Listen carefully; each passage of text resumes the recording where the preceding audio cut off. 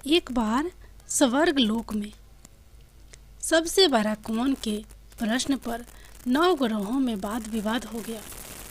विवाद इतना बढ़ा कि परस्पर भयंकर युद्ध की स्थिति बन गई।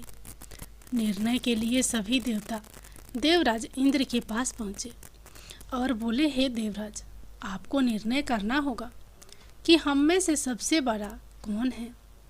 देवताओं का प्रश्न सुनकर देवराज इंद्र उलझन में पड़ गए। इंद्र बोले, मैं इस प्रश्न का उत्तर देने में असमर्थ हूँ। हम सभी पृथ्वी लोक में उज्जैनी नगरी में राजा विक्रमादित्य के पास चलते हैं। देवराज इंद्र सहित सभी ग्रह यानी देवता उज्जैनी नगरी पहुँचे। महल में पहुंचकर जब देवताओं ने उनसे अपना प्रश्न पूछा तो राजा विक्रमादित्य भी कुछ देर के लिए परेशान हो उठे, क्योंकि सभी देवता अपनी अपनी शक्तियों के कारण महान थे। किसी को भी छोटा या बड़ा कह देने से उनके क्रोध के प्रकोप से भयंकर हानि पहुंच सकती थी। अचानक राजा विक्रमादित्य को एक उपाय सूझा और उन्होंने विभिन्न धातुओं स्वर्ण, रजत, चांदी, कंसा, तांबा, सीसा, रंगा, जस्ता, अभ्रक व लोहे के 9 आसन बनवाए। धातुओं के गुणों के अनुसार सभी आसनों को एक दूसरे के पीछे रखवाकर उन्होंने देवताओं को अपने अपने सिंहासन पर बैठने को कहा। देवताओं को बैठने के बाद राजा विक्रमादित्य ने कहा, आपका निर्णय तो स्वयं हो गया। जो सबसे पहले सिंहासन पर विराजमान है वही सबसे बड़ा है। राजा विक्रमादित्य के निर्णय को सुनकर शनि देवता ने सबसे पीछे आसन पर बैठने के कारण अपने को छोटा जानकर क्रोधित होकर कहा, राजा विक्रमादित्य, तुमने मुझे सबसे पीछे बैठाकर मेरा अपमान किया है। तुम मेरी शक्तियों से परिचित नहीं हो। मैं तुम्हारा सर्वनाश कर दूंगा। शनि ने कहा, सूर्य एक राशि पर 1 महीने, चंद्रमा 2.25 दिन, मंगल 1.5 महीने, बुध और शुक्र 1 महीने, बृहस्पति 13 महीने रहते हैं। लेकिन मैं किसी राशि पर 7.5 वर्ष यानी 7.5 तक रहता हूँ। बड़े बड़े देवताओं को मैंने अपने प्रकोप से पीड़ित किया है।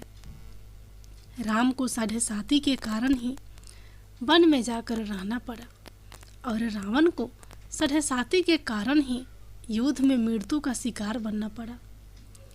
राजा, अब तू भी मेरे प्रकोप से नहीं बच सकेगा। इसके बाद अन्य ग्रहों के देवता तो प्रसन्नता के साथ चले गए, परंतु शनि देव बड़े क्रोध के साथ वहां से विदा हुए। राजा विक्रमादित्य पहले की तरह ही न्याय करते रहे। उनके राज्य में सभी स्त्री पुरुष बहुत आनंद से जीवन यापन कर रहे थे। कुछ दिन ऐसे ही बीत गए। उधर शनि देवता अपने अपमान को भूले नहीं थे। विक्रमादित्य से बदला लेने के लिए एक दिन शनि देव ने घोड़े के व्यापारी का रूप धारण किया और बहुत से घोड़ों के साथ उज्जैनी नगरी पहुँचे। राजा विक्रमादित्य ने राज्य में किसी घोड़े के व्यापारी के आने का समाचार सुना तो अपने अश्वपाल को कुछ घोड़े खरीदने के लिए भेजा। घोड़े बहुत कीमती थे। अश्वपाल ने जब वापस लौटकर इस संबंध में बताया तो राजा विक्रमादित्य ने स्वयं आकर एक सुंदर व शक्तिशाली घोड़े को पसंद किया। घोड़े की चाल देखने के लिए राजा उस घोड़े पर सवार हुए तो वह घोड़ा बिजली की गति से दौड़ पड़ा। तेजी से दौड़ता घोड़ा राजा को दूर एक जंगल में ले गया और फिर राजा को वहां गिराकर जंगल में कहीं गायब हो गया। राजा अपने नगर को लौटने के लिए जंगल में भटकने लगा, लेकिन उन्हें लौटने का कोई रास्ता नहीं मिला। राजा को भूख प्यास लग रही। बहुत घूमने पर उसे एक चरवाहा मिला। राजा ने उससे पानी मांगा। पानी पीकर राजा ने उस चरवाहे को अपनी अंगूठी दे दी। फिर उससे रास्ता पूछकर वह जंगल से निकलकर पास के नगर में पहुंचा। राजा ने एक सेठ की दुकान पर बैठकर कुछ देर आराम किया।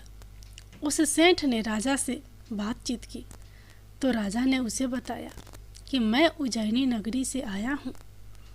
राजा के कुछ देर दुकान पर बैठने से सेठ जी की बहुत बिक्री हुई। सेठ ने राजा को बहुत भाग्यवान समझा और खुश होकर उसे अपने घर भोजन के लिए ले गया।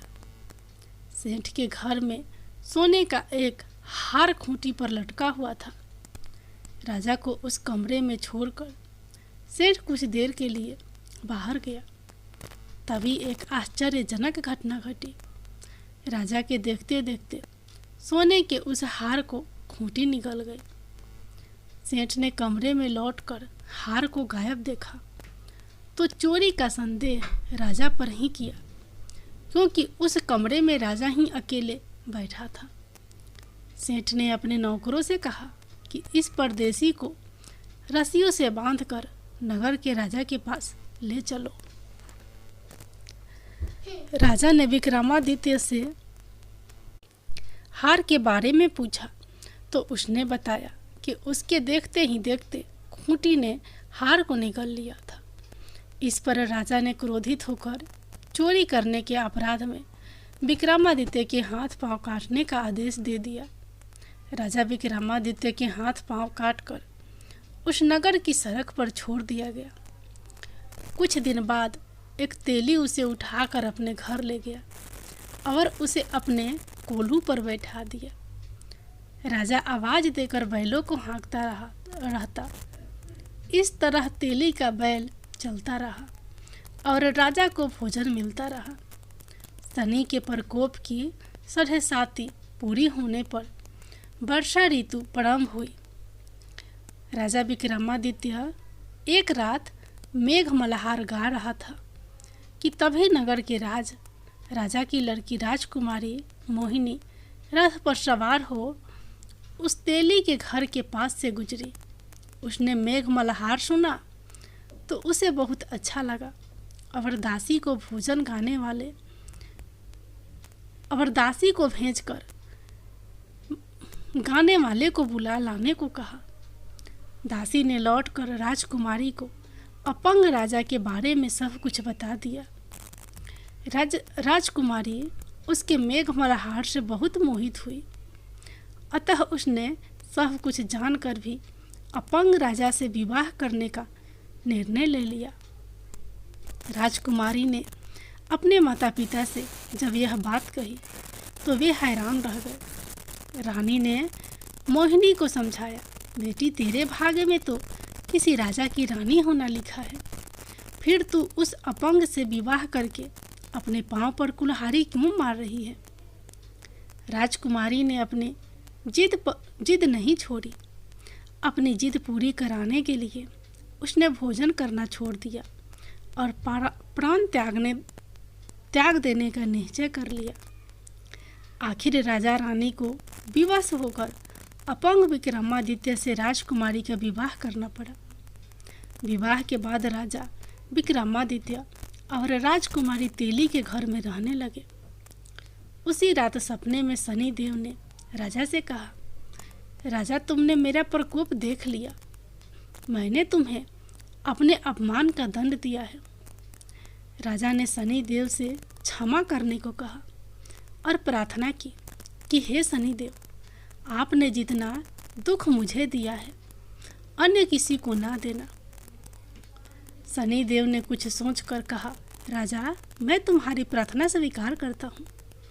जो कोई स्त्री पुरुष मेरी पूजा करेगा, शनिवार को व्रत करके मेरी व्रत कथा सुनेगा, उस पर मेरी अनुकंपा बनी रहेगी। प्रातःकाल राजा विक्रमादित्य की नींद खुली तो अपने हाथ पांव देखकर राजा को बहुत खुशी हुई। उसने मन ही मन शनिदेव को प्रणाम किया।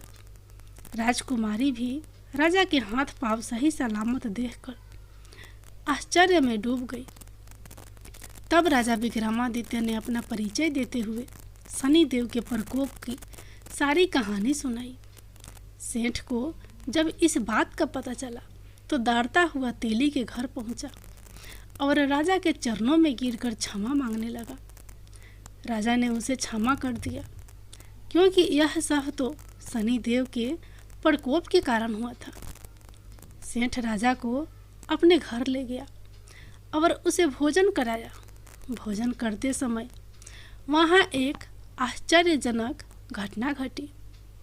सब के देखते देखते उस खूंटी ने हार उगल दिया। सेठ जी ने अपनी बेटी का विवाह भी राजा के साथ कर दिया और बहुत से स्वर्ण आभूषण धन आदि देकर राजा को विदा किया। राजा विक्रमादित्य राजकुमारी मोहिनी और सेठ की बेटी के साथ उज्जैनी पहुँचे तो नगर वासियों ने हर्ष के साथ उनका स्वागत किया।